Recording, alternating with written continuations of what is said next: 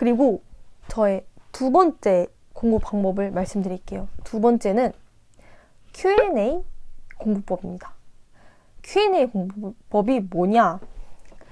제가 이 내용들을 외우는데 너무 내용이 많고 외워지지 않는 거예요. 그래서 제가 생각을 해봤죠. 어떻게 하면 나는 이 내용들을 잘 기억을 할 수 있을까? 그래서 고등학교와 중학교 때 시설을 한번 떠올려 봤는데, 저 같은 경우에는 이제 문제를 풀고 틀리면, 그러니까 문제를 푸는 과정 속에서 그 내용이 잘 기억에 남더라고요. 우리도 막 수학 같은 것도 풀 때 막 틀린 문제가 더 잘 기억이 나잖아요. 그래서 그런 개념에서 나도 그러면 이 개념을 어느 정도 외웠으면 그걸 확인하는 작업이 필요한데, 그 확인하는 작업으로서 문제를 풀자라는 생각을 했습니다. 근데 그 문제를 뭐 거창하게 무슨 뭐 예를 들어 뭐 사지선다 중에 뭐 맞는 말은 틀린 말은 뭐 이런 식으로의 문제를 푸는 게 아니라 그냥 저의 지식을 확인할 수 있는 그런 문제를 저는 풀고 싶더라고요. 정말 원초적인 문제. 예를 들어 단백질이란 주제로 한번 예를 들어볼게요. 저는 이런 문제를 원했어요. 예를 들면 겨울에 피는 꽃은 무엇이 있나요? 이런 식으로 단백질로 예를 들면 단백질의 구조는 무엇이 있나요? 각각의 특징에 대해서 말해보세요. 이런 식으로 굉장히 1차원적인 문제를 저는 원했고, 그거를 또 스터디에 활용하면 굉장히 효율적이라고 생각을 했습니다. 그래서 어떻게 저는 했냐면,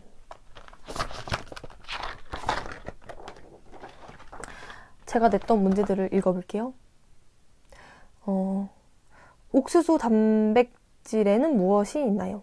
이런 식으로 단답형 질문도 굉장히 많았고요. 뭐 식품의 기능을 세 가지로 분류하고 각각 의미하는 바를 서술하시오. 이런 식으로 되게 굉장히 단순한 문제도 있고, 그래서 저는 이런 식으로 카테고리를 나누고 1번, 2번, 3번, 4번 이렇게 굉장히 많은 문제를 냈습니다. 그래서 저는 그 문제를 이 또한 이렇게 파일별로, 이게 또 약간 연계성이 있는 게 노랑 파일은, 이 30 파일은 이게 색깔을 맞췄어요. 이 과목에 대한 Q&A 문제들은 여기에, 여기는 기출문제. 이런 식으로 약간 일부러 색깔을 맞춰서 좀 더 통일성 있게, 이 과목의 기출문제 분석은 이거, 그리고 Q&A 질문들은 여기에. 그리고 저는 색깔을 맞추면서 좀 공부를 조금 했고, 그리고 이 문제들을 어떻게 활용했냐면, 스터디 할 때 서로 이렇게 문제를 내요. 짝 스터디를 했는데 일주일에 한 번씩 만나서 어떤 한 과목에 대해서 우리 이거 질문을 만들어 오자. 그래서 각자 낸 질문들을 서로 교환을 해요. 그래서 그 낸 질문에 대해서 질문을 해요. 이거 한번 말을 해봐라. 말을 안 나오면 계속 힌트를 주시고, 그 다음에 또 모르면 답을 해주고, 이런 식으로 계속 질문을 했어요. 그래서 거의 한 만날 때마다 한 100개 정도의 질문을 만들어서 서로 질문했던 것 같은데, 저도 질문을 하면 그 상대방도 질문을 할 거 아니에요. 근데 그 질문들이 겹쳐요. 그래서 저도 그 문제를 내면서 그 문제에 대한 답을 힌트를 주고 설명을 하면서 그 문제에 대해서 저도 계속 외우게 되고, 그 상대방도 그 질문을 해요. 왜냐면 서로 중요하다고 생각하는 게 비슷하니까.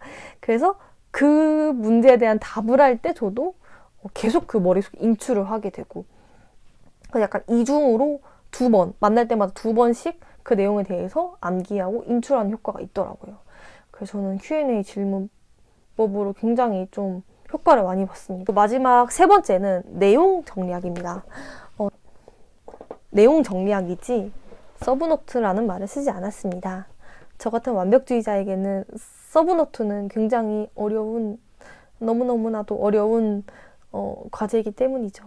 그 내용 정리하기가 무엇이냐면, 일단 저는 방금 앞서 말씀드린 첫 번째, 두 번째에서도 이미 내용 정리를 했어요. 이게 무슨 말이냐면, 첫 번째에서는 기출문제 문제를 풀면서 밑에다가 내용 정리를 했죠, 한 번. 그리고 두 번째로는 방금 말씀 안 드린 것 같은데, 이렇게 Q&A 질문한다고 제가 Q&A 질문한다고 했잖아요. 이렇게 질문을 한 다음에, 그 다음에